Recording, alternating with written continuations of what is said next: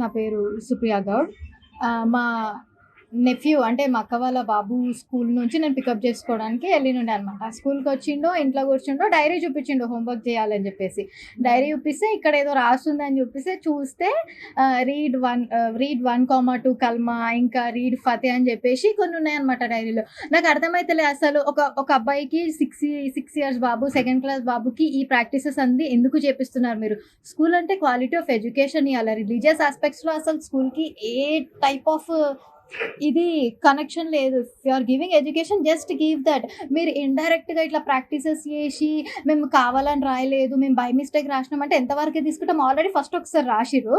Read 1, 2 kalma అని రాసిర్రు. అది strike off చేసిర్రు. ఓకే, పర్లేదు. నేను చూడలేదు. నేను అది వదిలేసిన. ఇప్పుడు ఈ రోజు కూడా రాసిర్రు. ఈ రోజు కూడా రాసి ఫతే చదివిపియండి. అదేదో సబ్జెక్ట్, ఆ పేరు నాకు కూడా తెలీదు. ఆ సబ్జెక్ట్ పేరు వేసి రాసి ఫతే చదవండి అని చెప్పి రాస్తున్నారు. అసలు వాడి ఏజ్ ఏంది? వాడి రిలీజియన్ ఏంది? అంటే అదొక టైప్ ఆఫ్ బ్రెయిన్ వాష్ లాగానే ఫీల్ అయినా. నేను అడిగినా కూడా. అడిగితే ఆ స్కూల్ ప్రిన్సిపల్ ఏమని చెప్తుంది, ఇది ఒక రిలీజియస్ ప్రాక్టీస్, ఇది అందరు స్టూడెంట్స్‌కి మ్యాండేటరీ అని చెప్తున్నారు. అట్లా mandatory? You are literally forcing things to write. అసలు యాక్చువల్లీ ఇక్కడ చూడండి, ఇక్కడ రాసింది రీడ్ ఇగో డేట్, ఈ రోజుదే డేట్, ఇది ఈ రోజుదే. ఇక్కడ రాసింది. మళ్ళా నేను మొత్తం డైరీ మొత్తం చెక్ చేస్తే మళ్ళీ నాకు ఇది ఒకటి కనిపించింది. ఇది ఆల్రెడీ స్ట్రైక్ ఆఫ్ అయిపోయింది. రీడ్ 1, 2 కల్మా అని చెప్పేసి ఇట్లా ఇంకా ఎంతమంది పిల్లల బుక్స్లో రాసినారో తెలియదు. ఓకే, మీరు అంటారేమో అదొక సబ్జెక్ట్, వీళ్ళకి ఆ సబ్జెక్ట్ ఉంది అంటే ఆ సబ్జెక్ట్ ఏ పిల్లలు అయితే తీసుకున్నారో ఆ పిల్లలందరినీ డైరీ సపరేట్ పెట్టి ఇవ్వండి. వీళ్ళ డైరీ సపరేట్ పెట్టి ఇవ్వండి. ఇక్కడ క్లియర్గా లియాన్స్ కృష్ణ అని పేరు కనిపిస్తుంది.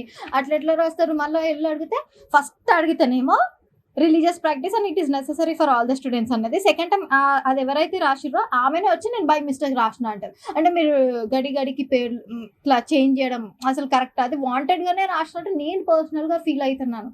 ఇది ఇంకా ఈ ఒక్క డిపార్ట్మెంట్లోనే అవుతుందా? ఇంకా సక్సెస్ స్కూల్ సైదాబాద్ ఇంకా వేరే బ్రాంచెస్ కూడా ఉన్నాయి, కాలేజెస్ కూడా ఉన్నాయి. ఇంకా వీళ్ళకి అసోసియేట్ అయ్యి మళ్ళీ ఎంతమందితో అట్లా ఎన్ని రాస్తున్నారో మనకు అసలు ఐడియానే లేదు. ఈ రోజు నేను డైరీ చూసినా కాబట్టి రియాక్ట్ అన్నాను. నేను ఒకవేళ డైరీ చేయకపోతే నేను అసలు రియాక్ట్ కూడా కాకపోతుండే. I have recorded what you are telling right now. It is mandatory and it is, wait, let me talk. And it is mandatory on every children's book. Then you should also write that Bhagavad Gita is mandatory. Wait, excuse me.